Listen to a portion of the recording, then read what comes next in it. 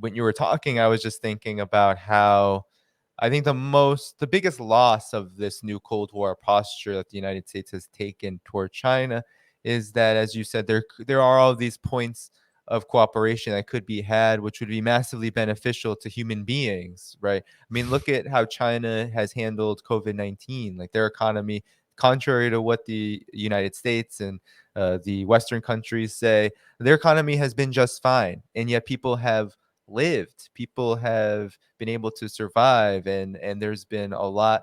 China's arguably there were people who were saying this before the United States went basically off of the cliff when it comes to COVID-19. But if we had any sense, we would say, well, if the United States had done anything like China did, then the United States would have preserved a whole lot of human life and also a whole lot of its economic integrity over this very trying time. I mean, a pandemic. So there's that. And then, of course, climate change. China basically built the industry for renewable energy. It's by far the leader in both imports and exports and also in consumption of renewables. And it has real targets, not just a date for when it will be carbon neutral, but also targets for how we'll get there. And if anybody's been to China, you know that that is a real thing. That's not just some fake thing. That pollution has improved, that reforestation has increased massively. There's real efforts there. So yes, if the United States we actually want to take care of its historic emissions, its per capita emissions, which it leads by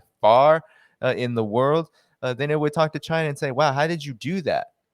We want to build back better, supposedly. Well, what did you do? And then they would say, well, you got to put the government into it. You got to like pour money into it.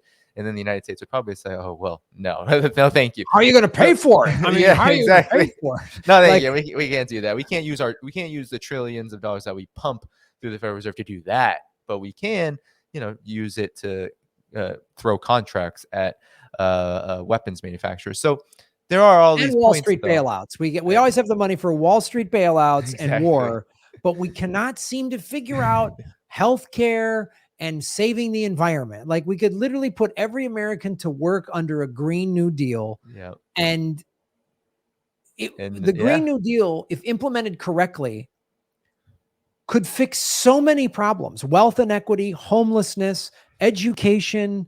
It could fix so many problems while, oh, by the way, saving the planet. And like you say, we should be sharing ideas. We should be going, hey, China, how did you guys do this? We'd love to learn.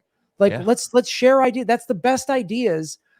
If you've ever worked in any sort of collaborative environment, it's always great. Somebody comes in mid-range or outsider, and they look at everything you're doing, and they have a completely different point of view. And go, shit, I didn't even think of that. That's a great idea.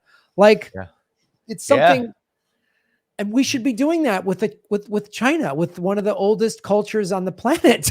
And China could teach us how to do a Green New Deal because they have millions of people working on thousands of miles. I mean, they have 20,000 miles of high-speed rail. The U.S. has 0. So there's millions of people working huge jobs. It's all state-owned. It's all government jobs.